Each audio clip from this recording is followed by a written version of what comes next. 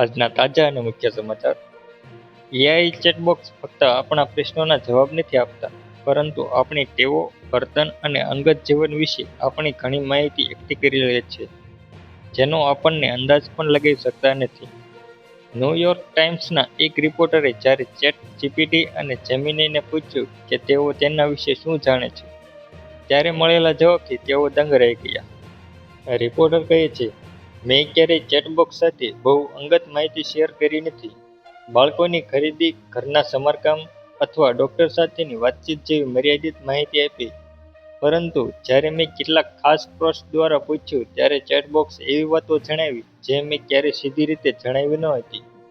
તેમણે મારી આવકનો અંદાજ તે જર્મન કાર પરથી લગાવ્યો, જેના સમારકામ વિશે હું અવારનવાર પ્રશ્ન પૂછતો હતો.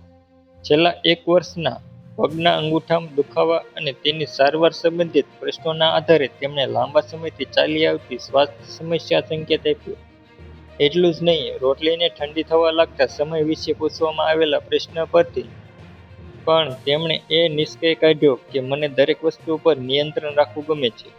એઆઈ ચેટબોક્સ વાતચીતના આધારે તેટલી માહિતી એકઠી કરી શકે છે જેટલી કોઈ નજીકનો મિત્ર, પત્ની કે માતા-પિતા જાણે છે.